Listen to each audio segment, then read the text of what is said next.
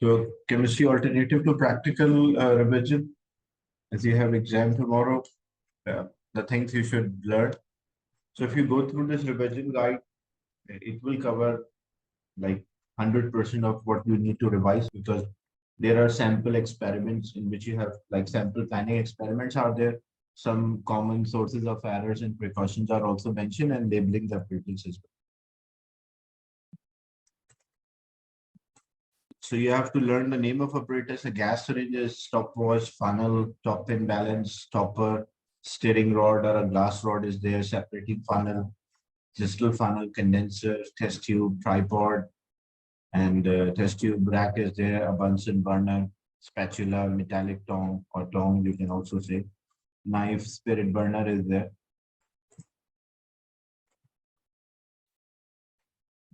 Yes, stopper or a bung is the same. Thistle funnel, thistle funnel is normally, if you don't want, like we want a addition of a liquid slowly, continuous addition of a liquid, so we use a thistle funnel, and we don't want the gas to escape. So thistle funnel is there using a cork or a bung. It is attached with a conical flask.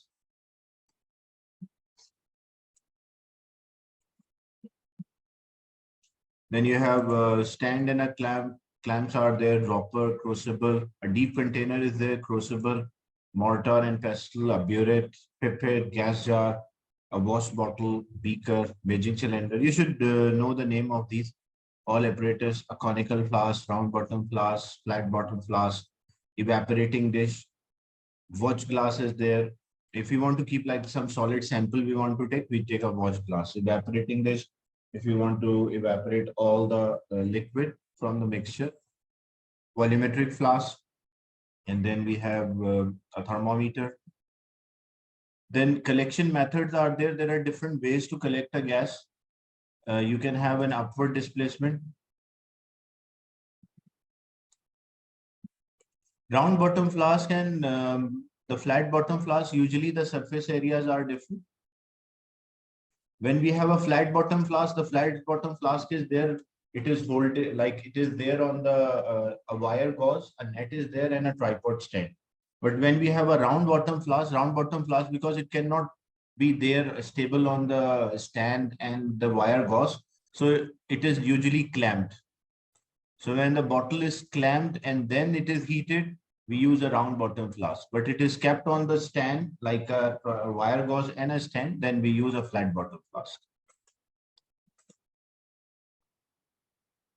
Only difference is the surface areas are different. So if you use like he want to heat the walls and the surrounding and a base, we use a round bottom flask. Like all around we want to heat it quickly. But the round bottom flask cannot, we need a holder for that because it cannot rest on the wire gauze. The collection methods of a gas, depending on the nature of a gas. If a gas is more dense, then what we can do, we can use upward displacement, or it's also called a downward delivery. Upward displacement means, like example, when the gas enter, the gas is denser, so gas will go down and it will displace the air up, like air will move up. Or if a gas is lighter, then what we can do, we can use the downward displacement. Downward displacement means when the gas is released, the gas will, because gas is having a low density, so it has a tendency to rise up. So this part of a test tube will have greater proportion of the sample and air is being pushed down. That's why we call that as a downward displacement of air. Like it displaces, the gas will move up and it displaces the air down. Here gas will move down, it will displace the air up. And also opposite, it is known as like upward displacement or downward delivery. And this is downward displacement or upward delivery. We can also collect the gas over the water, but this gas should be like very low solubility in water or insoluble in water. Otherwise, if the gas is soluble in water, then this method won't work. Why we prefer this collecting over a water rather than a simple method? Because in a simple method, you cannot identify at what point all of the gas has been collected. But in this one, you can easily identify that, because when you will see the bubbles are coming out, it means the gas is still being released. Once there are no more bubbles are there, then you will stop the reaction and remove the test tube. Usually when the gas is produced, we are heating a part of our apparatus which is at this region, which is not shown here. We usually heat it. So this is a very common question they ask, like why we should store, what we should do for collecting this gas. So first, we should remove the, if we remove the heating source or a heat source, then what will happen?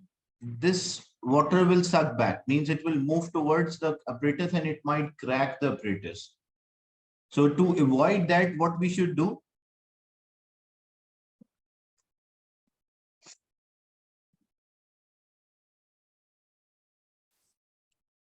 Immediately remove the delivery tube. Yeah. So what we should do, we should remove the, instead of removing the heat first and then the delivery tube, we should remove the delivery tube and then the heat source.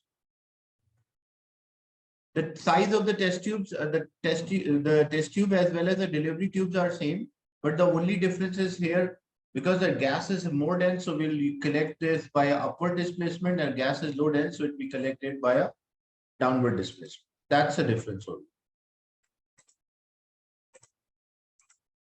Then to measure the volume, if you want to measure the volume, you can also use a gas syringe. Gas syringe, main purpose of a gas syringe is to measure the volume. Like if you use a test tube or a gas jar, test tube and gas jars are not measuring the volume, it's just collecting a gas sample. But gas syringe is used to measure the volume of a gas which is given off. And usually the experiments which involve measuring a rate or a speed of a reaction when a gas is given off, then we can use a gas syringe rather than any other like upward displacement or downward displacement or collecting over the water. So gases which are usually more dense in inverted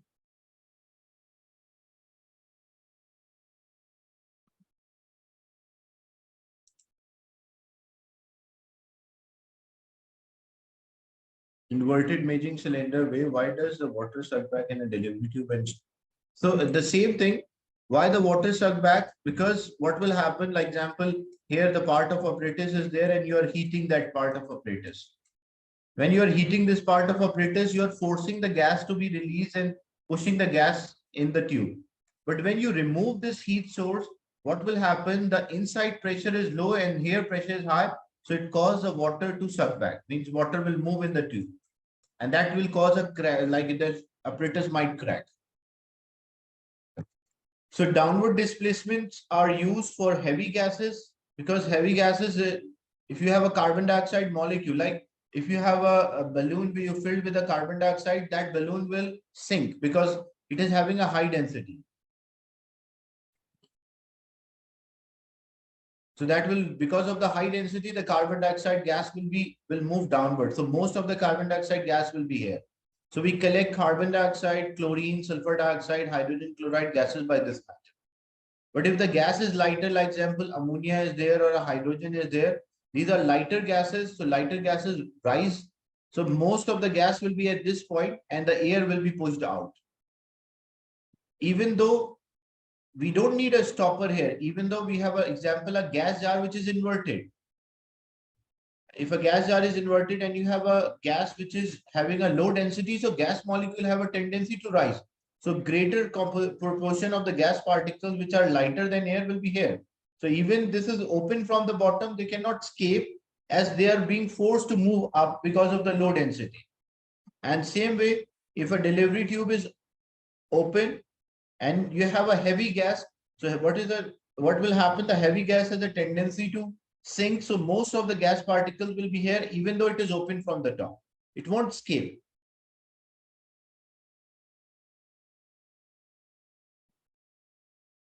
It is the same thing you can compare.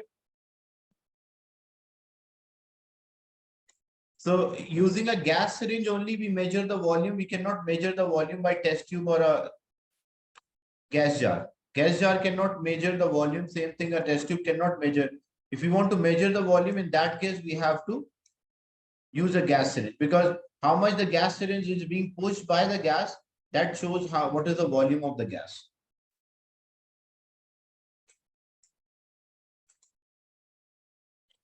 Any doubt in this?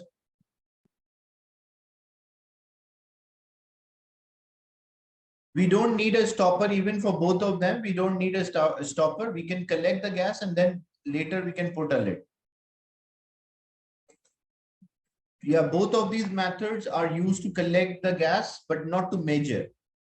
For measurement of a volume of a gas, we use a gas.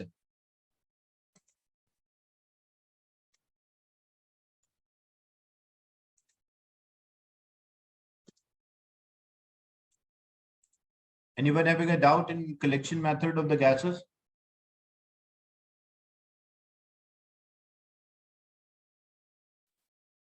Then how we can test different gases?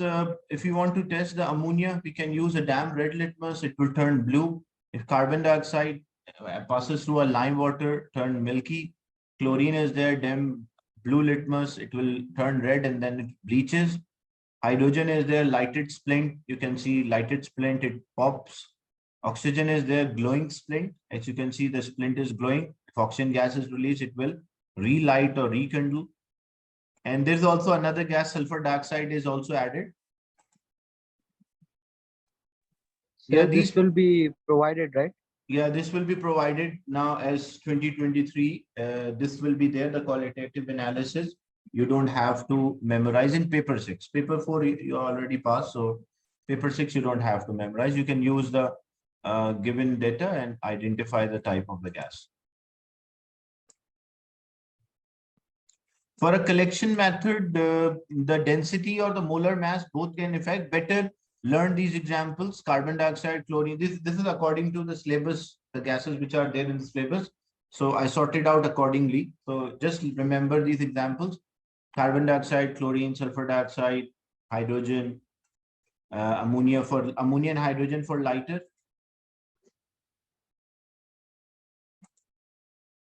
Air is a mixture of the gases.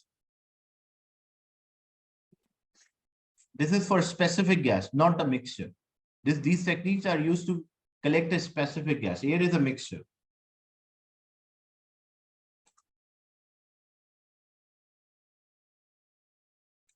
So you should know which method is suitable. Then again, this analysis, identification of the positive ion. For positive ions, we can carry out either add sodium hydroxide. If aluminum is at white PPT, which will dissolve in excess. Again, this will be there in the qualitative analysis table. You just have to use it for a given question. You just have to use and write the observations, sometimes the conclusion related. Test for the negative ions, how we can test a negative ion. So carbonate, we can add an acid, it will give fizz, bubbles, effervescence, and the gas which is given off passes through a lime water, turn milky. Chloride, for halide ion, chloride, bromide, and iodide, add silver nitrate. Add nitric acid followed by silver nitrate. What is the purpose of adding a nitric acid or any specific, usually nitric acid, so that it will turn the salt into nitrate, because all nitrates are soluble. Any carbonate is there in the mixtures or any carbonate ion is there, that might infer with a result. Like so, silver carbonate can also give white precipitate and silver chloride can also give white precipitate. So when we add nitric acid, it's the main purpose of adding a nitric acid to remove any trace of carbonate. Any carbonate is present in the mixture, that will be turned into nitrate. Because like if we, for example, a salt is sodium carbon, the salt is there, say sodium chloride, but there are some carbonate ions are present. So what are the ion? You have sodium ion, you have chloride, and some trace of carbonate ions are also there. So these carbonate ion will be removed by adding a nitric acid, because it will react to form salt. The nitrate salt will be there and carbon dioxide gas will be released. And then we add a silver nitrate. So the moment we add silver nitrate, the silver ion combined with the chloride ion, and as a result, the combination produce a white PPT. So if they ask why an acid is added in the beginning, so you will mention to remove any trace of carbonate ions, which might infer with the result. Then bromide, adding the same result, same test is there, but the observation, it will be a cream precipitate. With iodide, it will be a yellow precipitate. And for sulfate, we add barium nitrate, or barium chloride can also be added, which will result in a formation of white PPT of barium sulfate. And test for sulfite is also there. Add a hydrochloric acid and heat. Then a pungent gas, the gas which is having a strong smell is released. And when we pass this gas through a acidified potassium manganate, it will turn from purple to colorless. Then different indicators, you should know the color. Litmus is there, red to blue. Phenolphthalein is there, colorless and acidic. Alkaline, it is pink. And methyl orange is there, red and yellow. But what will the color of methyl orange in neutral solution? Color of the methyl orange in neutral solution? Sir, orange. Orange. Or when a solution is just changes its nature, then it will be orange.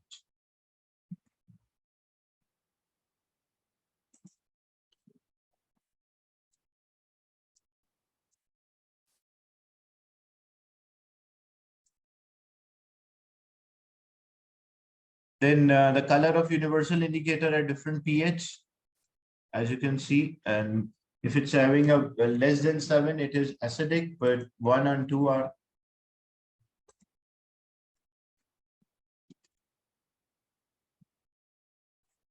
which indicators do you use? You will use phenolphthalein, methyl orange, and thymol pathylene is also added in the flavor, so that also you should know.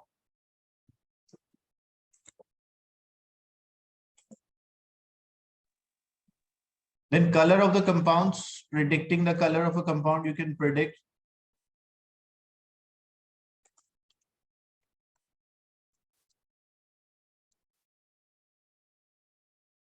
You can predict the color. You can predict the color by the type of the salt which is produced. Not all of them are important, but better for copper. I advise learn for copper, iron 2 and iron 3 salts, their name, their colors.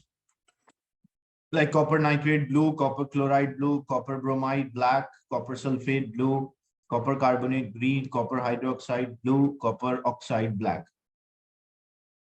Silver, it's no need, as you are already learning silver chloride, bromide, and iodide. One is white, another one is bromide is there, which is cream. This is, and iodide is there, yellow. But better learn for iron 2 and iron 3, their colors. Because sometimes they ask, sorry, sometimes they ask, predict the color. Sometimes they ask, predict the color. So how you can predict the color? You have to check if group 1, 2, 3 or nitrates like ammonium salts are there, they're white solid. Then if a transition element, likely it will be color, and the color depends on the transition element valency, the oxidation number, as well as the negative ion which is attached with the transition element.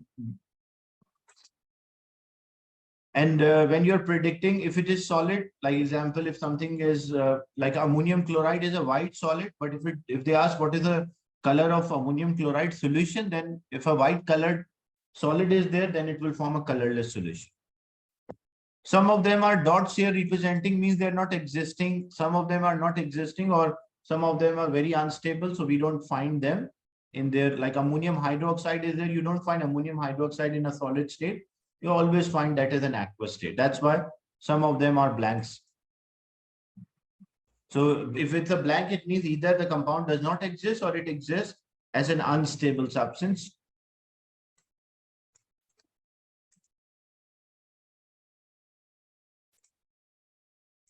Then we have precautions, source of errors and improvements. Depending on the type of experiment, like there are different types of experiments. You have like electrolysis experiments are there. You have chemical reactions like exothermic, endothermic reaction. You have some reactions which involve the rate of a reaction, measuring a rate. Then acid-alkali titrations are there, and some reaction comparing the reactivity of the metals, and then analysis like identifying the ions.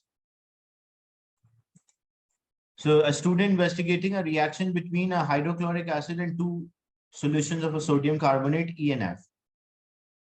3 experiments were done. So a burette was filled to 0 mark, and then using a measuring cylinder, 25 cm cube E was poured into a conical flask. Then few drops of thymol pathylene indicator was added. and a dilute hydrochloric acid was slowly added in into a conical flask from a burette into until we swell the mixture. So if they ask why we are using a conical flask, so you will, the purpose of why not a beaker is used there. So the reason is that because They're more accurate. no, not accurate, because it is easy to swell the mixture with conical flask because conical flask is having a small neck.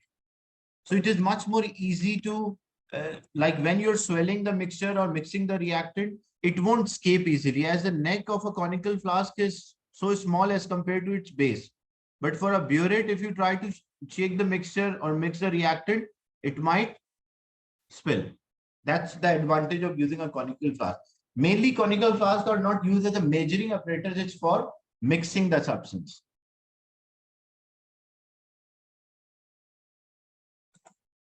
Then a dilute hydrochloric acid, experiment 2 is there.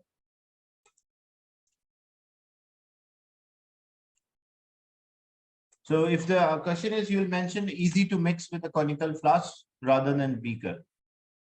A conical flask was empty and rinsed with water. So why we usually rinse first with water, and the main idea is that to remove any trace of the previous experiment. And then why we rinse with a chemical to remove the water. Like example, if I say I want to fill, say a burette, I want to fill with hydrochloric acid. So first I will rinse the burette with water. The purpose of first rinsing with water is to remove any trace of the previous experiment. And then I will rinse with hydrochloric acid to remove any trace of water. So the conical flask was rinsed with the distilled water between each experiment. Why was the conical flask rinsed? You can use your mic, chat, screen annotation as well. What do you think? What might be a reason for that? So to prevent contamination. Or contaminate or clean from or to remove clean from substances which are used in the previous experiment. And then if the same question is there, why it is rinsed with the to remove residue of previous experiment? That's right. And then why does it not matter if a little distilled water is left in a conical flask after it has been rinsed? Like for example, we rinse the conical flask with water and some of the water is still there in the conical flask, but related to this experiment, it does not matter. What might be a reason?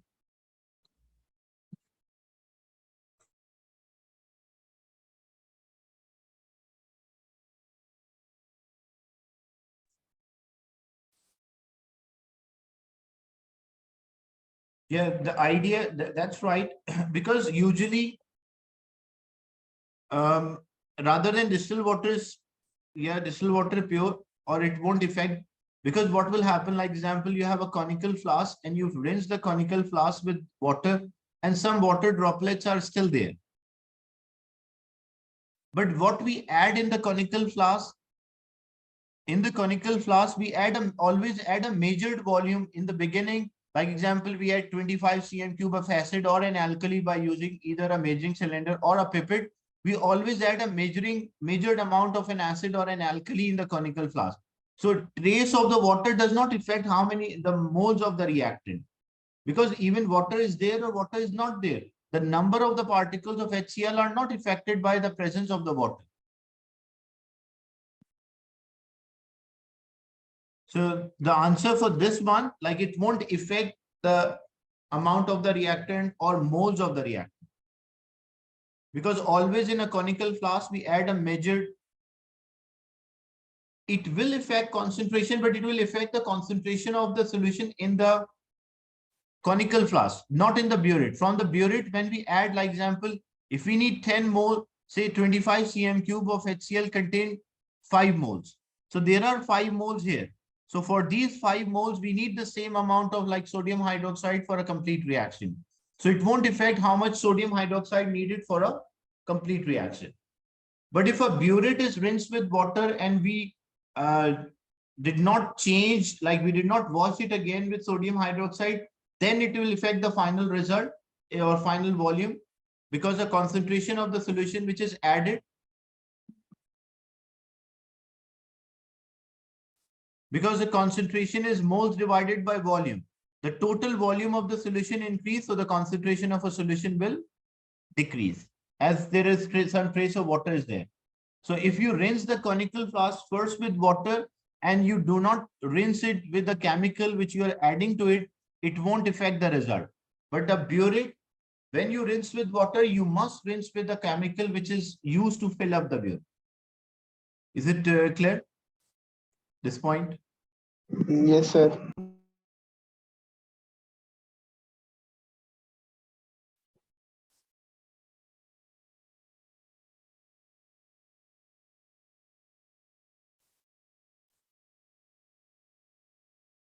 Then two sources of error in the experiment.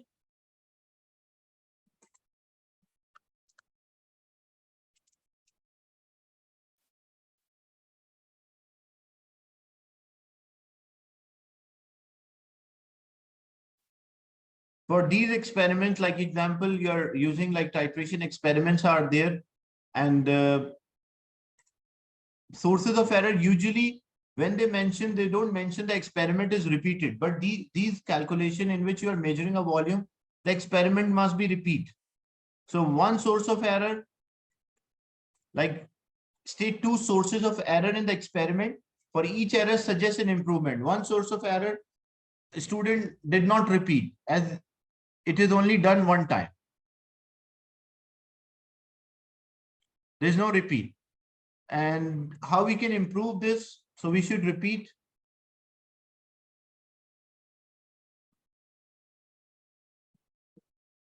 The second source of error for this experiment, like in this one, as the indicators show a color change, so there is a possibility like we might overshoot near the endpoint, or we don't recognize the endpoint, like we do not recognize the color change. So what we should do, we should add drop by drop near the endpoint, like when the color get lighter, we should add drop by drop. The solution from a burette should be added drop by drop, so that we can identify, or it should add it slowly, so we can identify the color change easily or the endpoint easily.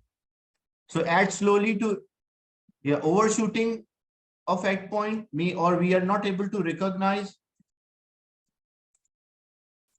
So one source of error, overshooting means like you added too much what is needed. That means overshooting. An endpoint means that is a point at which the indicator should show a color change.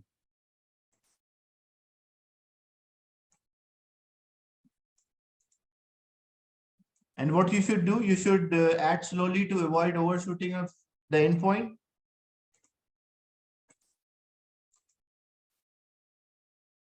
And for titration experiment, we use a white background so that we can identify the color changes easily. White background, or like white tile is there as a base is used, so we can identify the color change.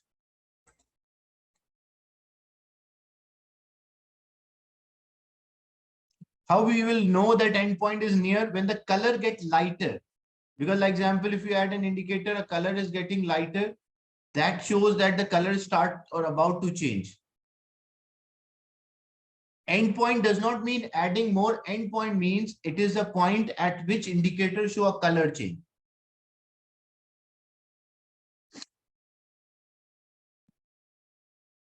So overshooting at the endpoint means you added more than enough what you need. For example, say we have a conical flask which was filled with a reaction mixture, and initial color example was red. And you add from a burette, you add, like example, you added, the indicator should show a color change at about when 13 cm cube is added. But what you did when you open the tap from a burette, so you add too much. As a result, when you add too much, maybe you add 15 cm cube and you observe the color has changed. So you overshoot at the endpoint. Like you added what is needed, you added more than that. That is overshooting. So to overcome this, what we normally do, we should add the solution slowly or drop by drop. Is it clear about the titration experiment? Anyone having a doubt or a question? Then a student investigating what happened when a nitric acid reacted with aqueous solution of different alkalis NNO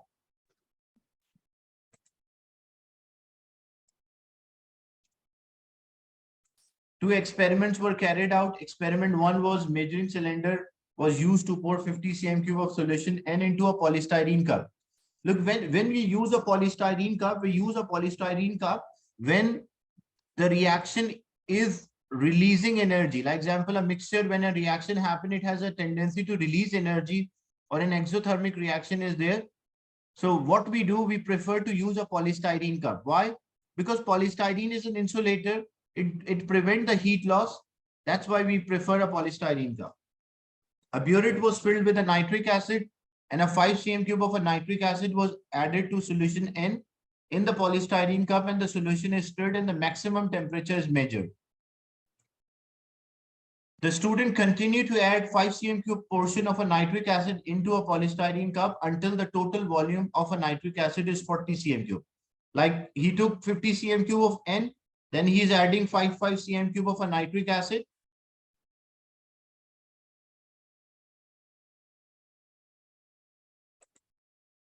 If we measure the temperature change will be different. If we are using a polystyrene cup or we don't use a polystyrene cup, the temperature change will be different, because if there is no polystyrene cup, or you have, like example, any conducting material is there, most heat losses to the surrounding, so the temperature change will be small. But if you are using a polystyrene cup, then the heat loss is prevented, the temperature change will be smaller. How the result differ if 100 cm cube of solution N were used? Look, we are using in the beginning, and we are adding the same amount. Like the first experiment, we use 50 cm cube of solution N. In the second experiment, we are using 100 cm cube of solution N. But in both of them, we added 40 cm cube of a nitric acid. This one we add 40 cm cube of a nitric acid. This one we also add 40 cm cube of a nitric acid. Which one you think will have a greater change in temperature? Which one you think will have a greater change in temperature, 1 or 2?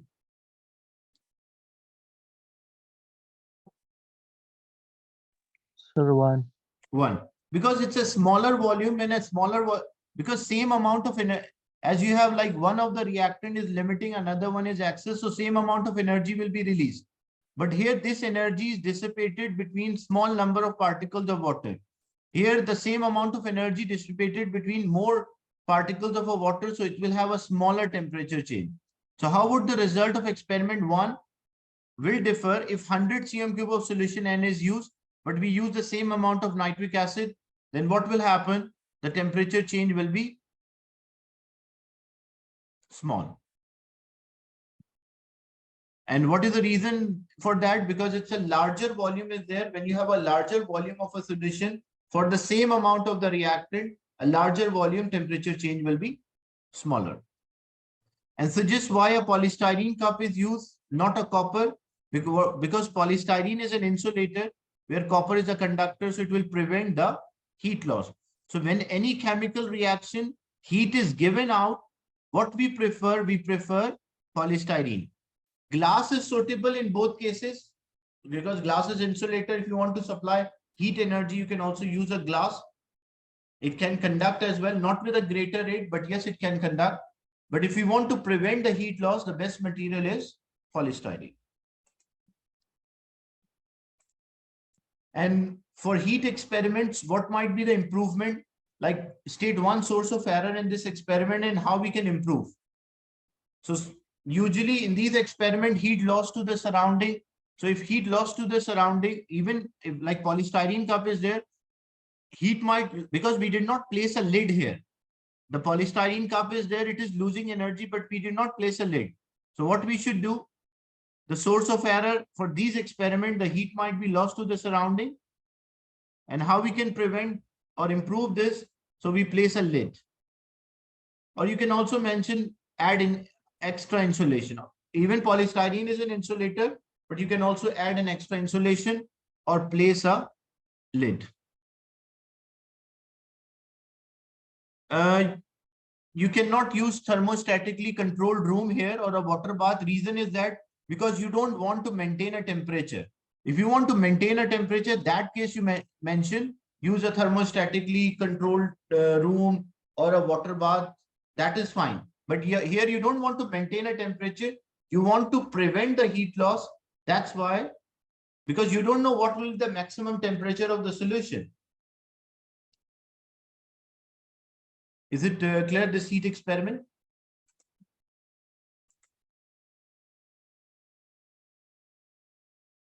Yes, sir. Yes, sir.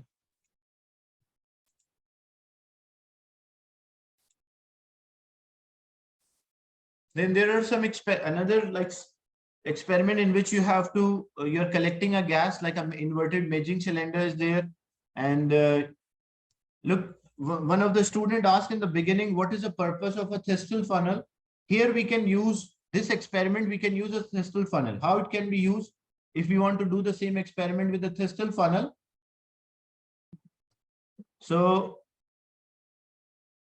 because we are reacting magnesium carbonate, so this will be magnesium carbonate crystals will be there. So magnesium carbonate crystal, and here we will have a thistle funnel. Sir, but the gas will escape. No, thistle funnel actually create an airlock. Airlock means, because what happened when we add an acid like nitric acid will be here. So this part is already filled with nitric acid. So it is forcing like nitric acid mix, because it's like added small quantity or small amount of nitric acid is just for reacting with magnesium carbonate, and a gas is given out. So gas does not find a space to release from this point, because already nitric acid is there in a thistle funnel. So gas will have only one outlet, so it will pass through the delivery tube, and we'll see bubbles of a gas, and we collect the gas here in the inverted measuring cylinder. So what if the reaction is too vigorous? If even a reaction is too fast, it won't, if like you mean when all of the acid completely reacted. If even a vigorous reaction or a violent reaction is there, it won't affect this part, because thistle funnel will always have an airlock, like it will prevent the air or any gas to escape from this side. So it will always be forced to move through the delivery tube.